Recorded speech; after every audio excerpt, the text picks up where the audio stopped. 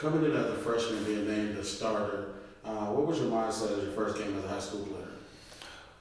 My first game was just making sure that I understood my role, know my role, coming in, doing what the coaches need, getting extra possessions, shooting the three, just making sure I'm a great team player in general, and just going out there and executing to the best of my ability, taking charges, and just really being that guy to do the dirty work and things that others wasn't not willing to do. Right. And now that first game, y'all was able to make it all the way to state. Tell me a little bit about that experience being upstate as a starter as a freshman. Oh man, state was a ride, man. It was real fun, real exciting. You know, the school was behind us. Had a great support system. The city, just the little things around the school, was just getting us going for that first game. And really, as a starter at state, going on TV, the whole state watching you, was just a great experience, honestly, and something that is like with you going through the season, all that running, the deep sixes, the blood, sweat, and tears. It's all worth that moment. Good, good. You talked a little bit about your influences. What are some of your biggest influences as a young man and then also as a basketball player? As a young man, I look at my father.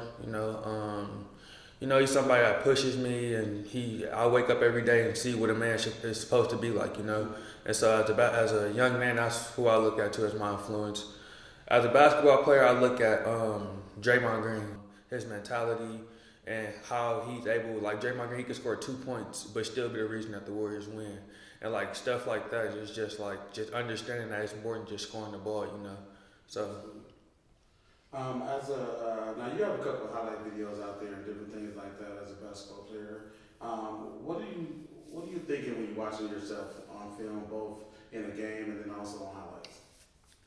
When I look at myself at a game, I really just try to understand, when I'm watching the whole game, of course you already know what you did, you know this play, you know that play, you're going to get your reactions here and there, but really just understanding that the whole point of watching is, oh man, what can I get better at? It's such as, oh man, I should have took a charge, or I should have went to go crash the boards. Because during the game, you can't see yourself. So that's that thing when coaches be like, how you gonna tell me? I know what I'm seeing. I can see you. You can't see yourself. That's really true. You'd be like, dang, he was right. And so that's what I think when I'm watching the game. As far as highlights, I enjoy it. Just sit back, watch, laugh with my friends, dad. Just being a kid. Okay.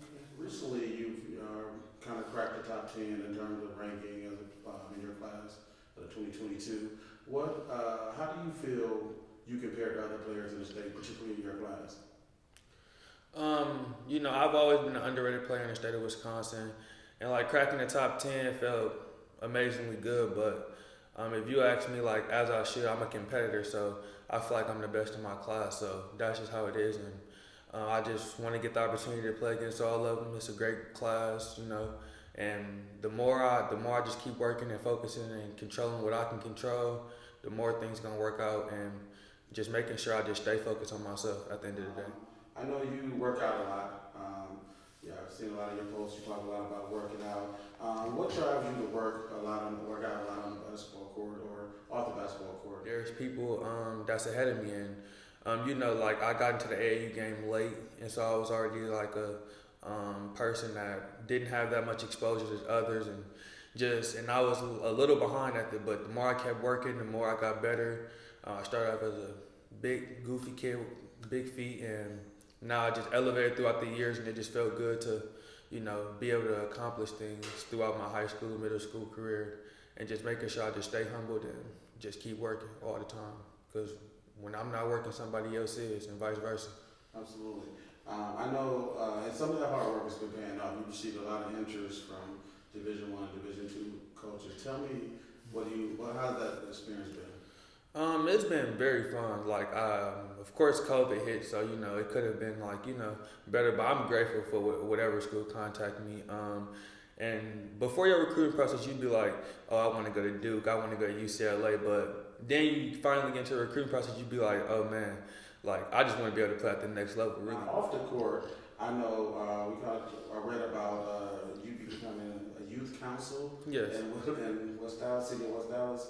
Talk to me about how did that happen and what that experience been like. So I was, I'm a big part. Like I always active around the school. I do so many things around the school, such as like the news team, best buddies, basketball.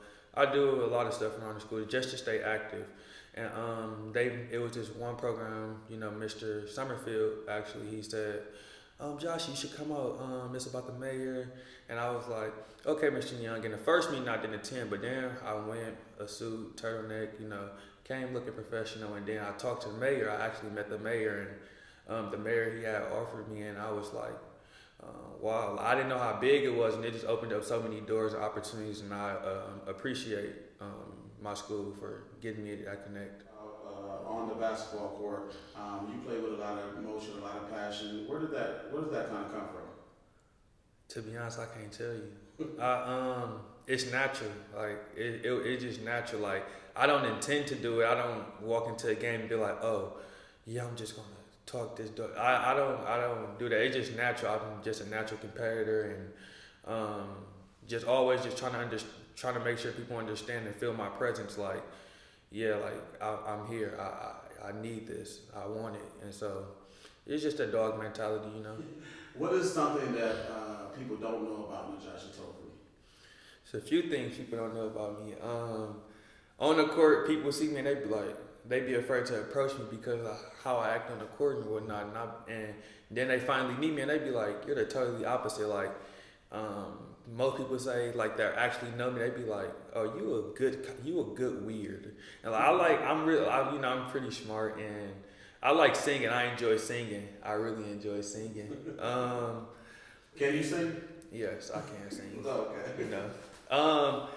I'm an adventurous type guy. I'm an outgoing guy. Like, I'm one of those guys who participate in everything around the school. Like, if it's a costume day, I'm dressed in a costume. Like, I just enjoy being a teenager and just understanding that it's more than basketball. Whether it's me being serious or me being goofy with my guys, or Okay. Now I'm just gonna hit you with about 10 rapid questions. The whole idea is to answer 10 questions in 30 seconds. So just real quick, one answer questions. Let me know when you're ready. You ready? Yes, I'm ready. All right. So Xbox or PlayStation? PlayStation. Movie or video games? Video games. Shoot the three or dunk the ball? Dunk the ball. Favorite food? Nachos. Favorite color? Blue. Favorite sports team? Warriors. Greatest fear? Failing. Who wins the NBA title this year? Nets. Favorite basketball player? Why? Drew Holiday, because he's a true point guard. He's an excellent defender. He dives on the floor, extra possessions, and he can move it. Like, he know how to score the ball without having to do all the extra stuff. He able to move his body and create for others. So, who was your role model? my dad. Perfect. Thank you.